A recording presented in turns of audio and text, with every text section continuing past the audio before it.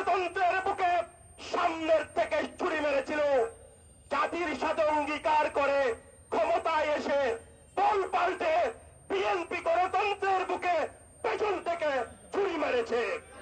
পার্থক্য শুধু এটাই, যদি অনতিবিলম্বে গণরায় মেনে নেওয়া না হয়, রাজপথে ফয়সালা হবে ইনশাআল্লাহ। শহীদ রাষ্ট্রপতি জিয়াউর রহমানের সন্তান মাননীয় প্রধানমন্ত্রী তারেক রহমান, আপনাকে বলছি, আপনার শ্রদ্ধেয় আম্মা জান, আমরা শ্রদ্ধা করি তাকে, গণতন্ত্রের জন্য লড়াই করেছেন। সংসদীয় গণতন্ত্র উত্তরণে তিনি অমর হয়ে আছেন।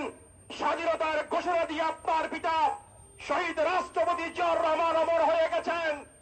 কোন টাল বাহারা জনগণ সহ্য করবেন না। এখনো সুযোগ আছে, আপনি কোন রায় মেনে নিয়ে কোন ভোটের রায়কে অনতিবিলম্বে বাস্তবায়ন করুন, নিজেকে ইতিহাসে অমর করার সুযোগ গ্রহণ করুন। অবস্থা দৃষ্টে মনে হচ্ছে India hegemonies has got a better version of Awami League name BNP.